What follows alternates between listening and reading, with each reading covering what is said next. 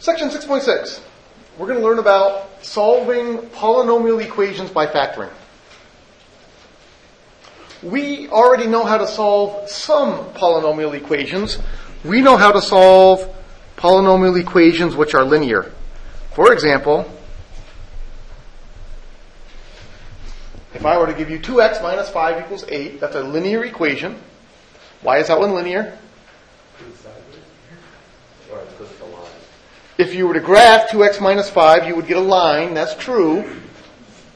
But how do we know that's linear just by looking at it? What tells us it's linear? It's mx plus b. That's true too. But the right-hand side is not mx plus b. It's just a number. What's linear again mean in math? Has to do with the exponents. There's only one exponent, and the exponent is 1. So that's a linear equation. All right, how do you solve linear equations again? Add the 5 and then divide by the 2. So we add the 5. 2x is 13. Divide by 2, x is 13 halves. So we've seen many linear equations this semester. When we solve linear equations, how many answers do we get? We get one answer. Okay? Usually, it is possible to have a linear equation with no answer. But that doesn't happen very often. Now, we did solve, earlier in this semester, we did learn how to solve one type of nonlinear equation. And today we're going to learn lots more. For example, that equation looks almost the same, except I threw some absolute value bars on there. And that was a nonlinear equation. This was back at the end. Actually, I think this was section 11.1. Anybody remember how to solve an equation with an absolute value in it?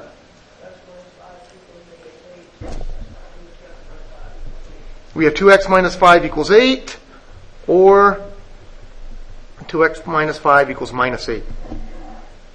We end up with how many answers? 2. So with an absolute value equation we saw, generally we ended up with two solutions. Sometimes we had one, sometimes we had none. What's going to happen? All right, so we solve each of these. This one is 2x equals 13, x is 13 halves. And this one is 2x equals negative 3, x equals negative 3 halves. What we're going to start to do today is we're going to start to learn how to solve lots more of nonlinear equations. And the way we're going to make nonlinear equations is we're going to have things that look similar to this, similar to 2x minus 5, except we will have exponents. We might have squares, we might have cubes, we might have x to the 4th. And we'll solve those kind of equations. And those are all known as polynomial equations. All right, in order to solve polynomial equations, you need a special property. And to show you how special this property is, I'm going to demonstrate my psychic abilities to you. I bet you didn't know I was psychic, did you? All right, you're going to pick two numbers. Any two numbers you want. But the rule is, when you take your two numbers and you multiply them together, your answer has to be 0. So pick any two numbers you want, but when you multiply them together, the answer has to be 0. Everybody got your two numbers? One of your numbers is the number 0. Pretty psychic, huh? How come one of your numbers has to be the number 0? It's the only way to multiply when you get 0. It's possible both your numbers might be 0, but they don't have to be, do they? One of them has to be 0. The other one could be anything you want, right? All right, so, not very psychic, really. That's called the zero multiplication property. Sounds fancy.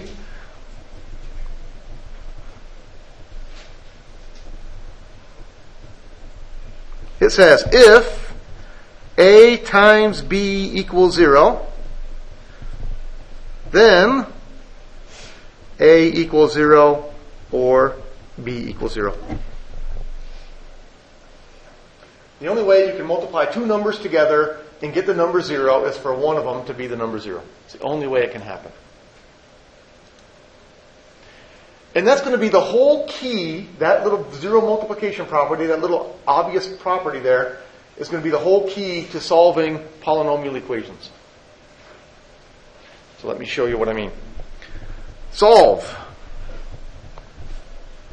X squared minus 4x minus 12 equals 0. The very first thing you should recognize is that equation is not linear. What tells me right away that that equation is not linear? It has an exponent. It has an x squared. That tells me it's not linear. This kind of equation does have a name. If your biggest exponent is a 2, there's a special name for these kind of equations. Anybody know what they're called?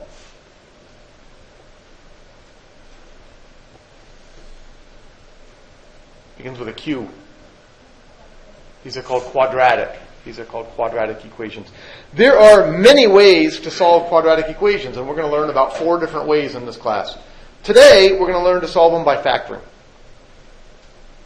So what we do is we take x squared minus 4x minus 12 and we factor it. How are you going to factor x squared minus 4x minus 12? Guess and check, because there are 3 pieces, and the first term is a 1. So it's going to be x and x. So it's considered 4. Well, no, there's only 3 terms. There's x squared minus 4x minus 12. And we have equal 0 over on the other side. That's okay. X and x. What numbers do you want to use? 4. How about minus 6 and positive 2? Because minus 6 times 2 will give me the negative 12, and the negative 6 plus 2 will give me the negative 4 in the middle. Now, look what we have. I have 2 things multiplied together, and the answer is 0.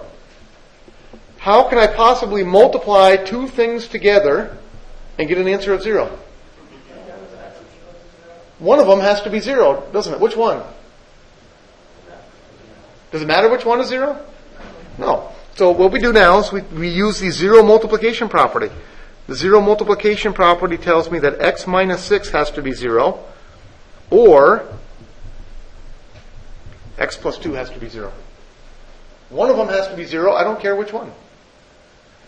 So x could be, this first one tells me x could be the number 6, or over here x could be the number negative 2. Again, notice that when we have a non-linear equation, we had an x squared. How many answers did we get? More than one. Generally, when you have a linear equation, linear equations will give you one answer. In general, non-linear equations will give you multiple answers. In this case, we ended up with 2. Questions on that one?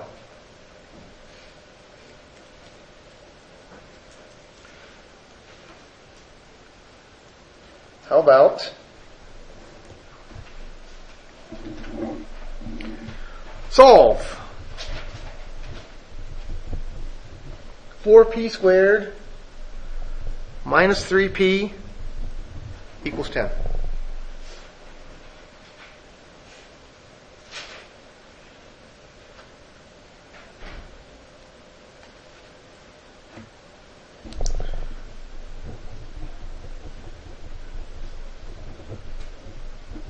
First thing I'm going to do is I'm going to do it wrong to show you what's wrong. I'm going to make a very common mistake.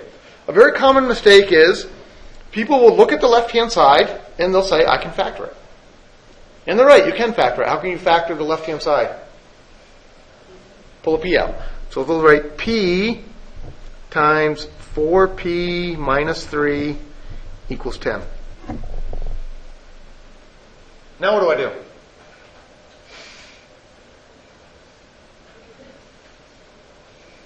Well, here's the problem. The problem is I'm multiplying 2 numbers together and I'm getting an answer of 10.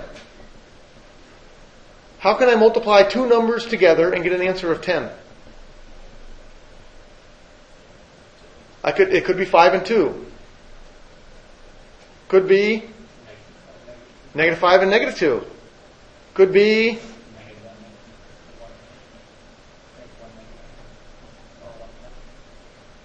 20 and 1/2 would give me 10. It could be negative 10 and negative 1.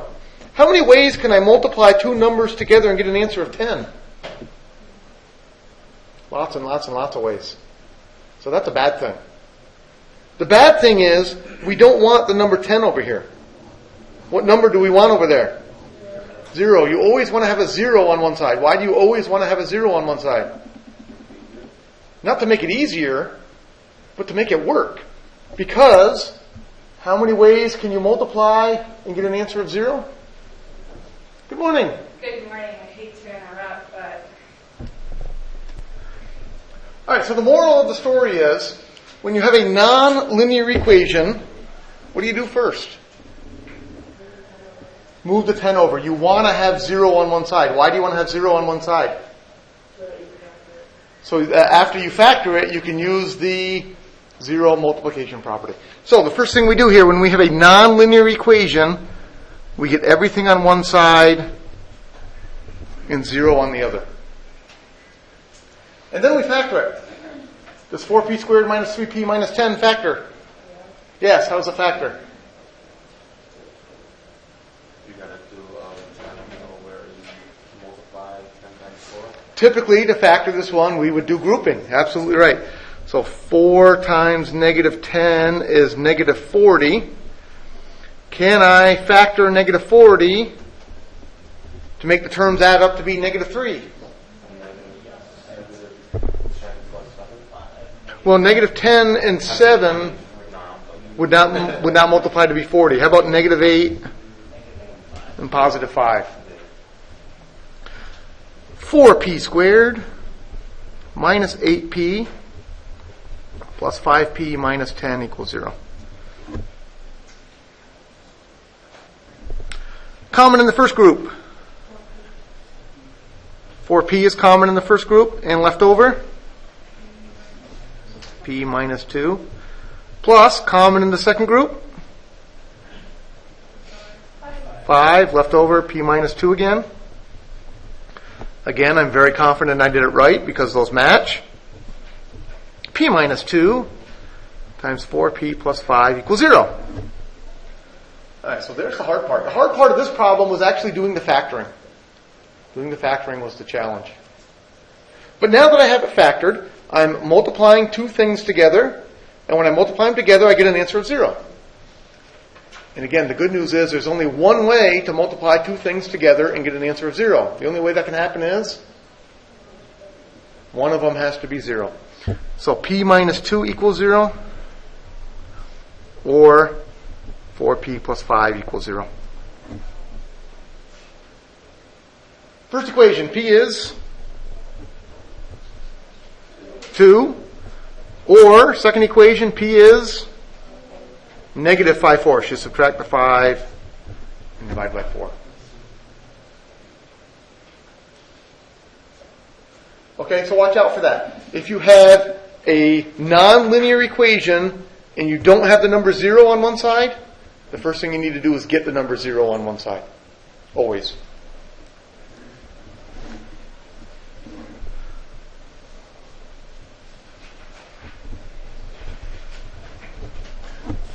X squared equals 81. That's a pretty simple looking equation. How would you solve x squared equals 81?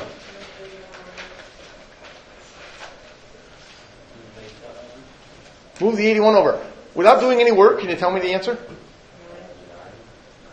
The answer is 9. And you're half right.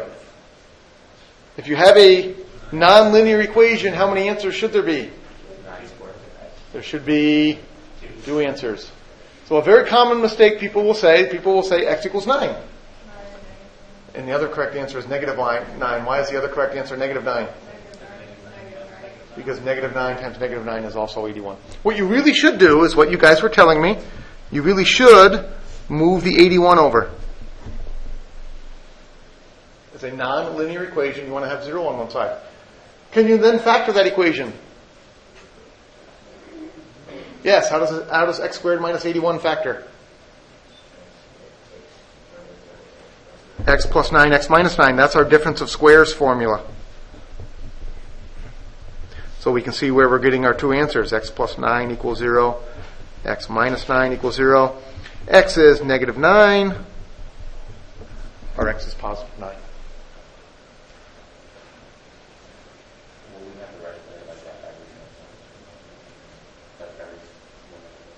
Yes, you should write it like that every time. Couldn't you just square root both sides? Or is that different? Okay. That's chapter 7. Okay. So we will, in the very near future, learn a technique for solving quadratic equations that involves using square roots. So what we will do in the very near future, we'll have x squared equals 81, and we will learn that you can do square roots on both sides, and then a lot of people will write x equals 9. And I'll say, you're half right. What's wrong? When you do square roots, you will need to remember that there are two square roots. There's a positive one and a negative one. And the whole key to this is remembering that if you see a nonlinear equation, it's almost always going to have more than one answer. And a lot of people will simply write x equals 9. And they'll forget that there should be another answer. Now, I've said multiple times, nonlinear equations usually have more than one solution, which kind of implies that sometimes they don't. So let me give you an example where a nonlinear equation only has one solution. That can happen. How about 25x squared? Got to think ahead here. Plus 20x plus 4 equals 0. First thing I recognize, that is a nonlinear equation. Why is that a nonlinear equation? There's an x squared. In fact, this is a quadratic equation. It's quadratic because it has x squared. I already have 0 on one side. I like that. That's good to have 0 on one side. Now what do? I look for a GCF because I'm trying to factor the left-hand side. There is no GCF. So what's my next step? I could use grouping. I could use guessing. Those are my two choices. This is one of those rare ones where the first number is not the number 1, but I'm going to guess anyway. Why am I going to guess? Because 25 is a square on this end, and the other end I have 4, which is also a square. So that's one of the little tricks we talked about last time to look for. If you have squares on both ends, try guessing. So I'm going to try guessing. I'm going to guess it's got to be 5x and 5x on the front, and guessing it has to be 2 and 2 on the end. If I use 5x and 5x and I use 2 and 2, can I make it work so that I get a plus 20 in the middle?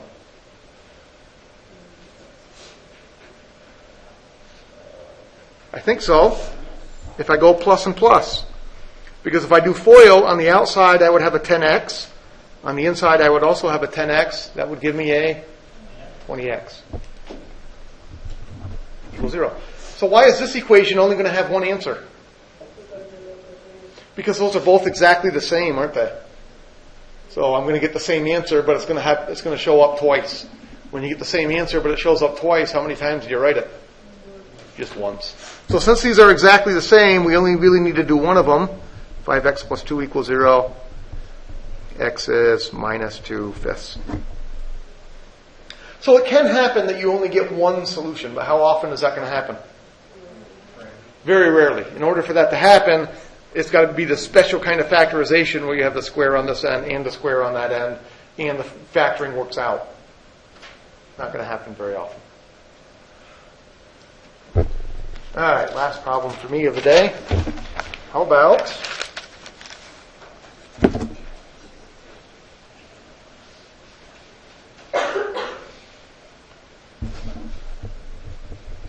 x plus 2 times x plus 5 equals 40.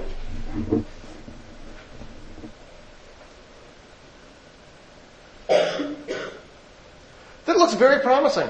It looks very promising because the left-hand side is already factored. Is that a good thing?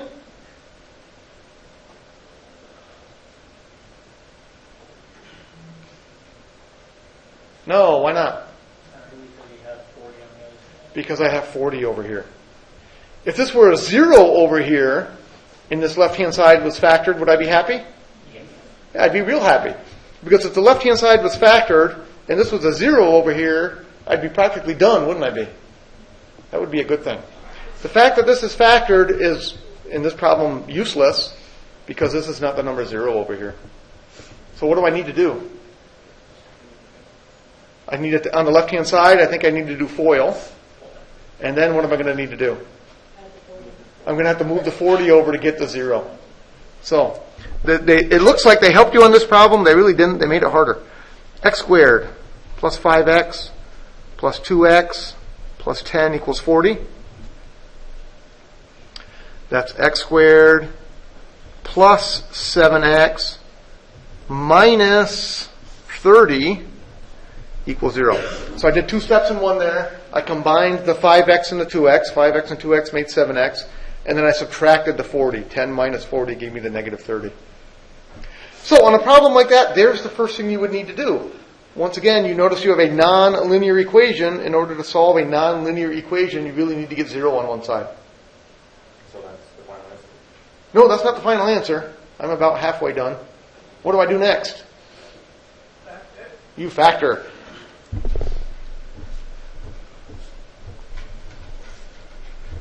It's got to be x and x plus 10 and minus 3 will work for that one because a plus 10 and a minus 3 will give me a minus 30. And when I add plus 10 and minus 3 gives me 7 in the middle. So that's the right way to factor it. Now we're in good shape. Now the problem is factored and I have 0 over there. Now I have everything I need. X plus 10 equals 0 or x minus 3 equals 0. This one gives me x is 10. That one gives me x is 3. Oops, x is not 10. X is negative 10. Got to subtract 10 on both sides on that one. Questions on that? All right, I lied to you. I got time for one more problem, so I'm going to do one more. I'm going to find one. Got to be one in here.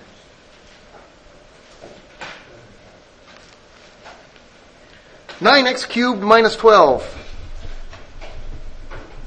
equals 4x minus 27x squared.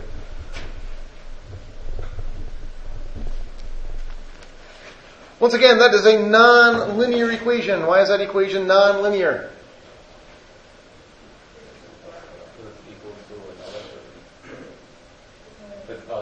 There's what? There are exponents. In fact, there's a square over here, and there's a cube over here. So this is not linear because it has exponents. In fact, this one's not quadratic either. So far we've had quadratic. Quadratic would mean your biggest power is a 2. For this equation, our biggest power is a 3. What do you call it when your biggest power is a 3?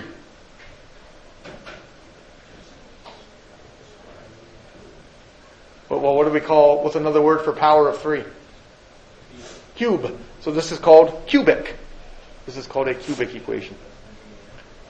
The important thing is it's not linear. It's not linear, so how do you solve it? You got to get everything on one side and get 0 on one of the sides. So I got to add the 27x squared, and I got to subtract the 4x. Add 27x squared, subtract 4x.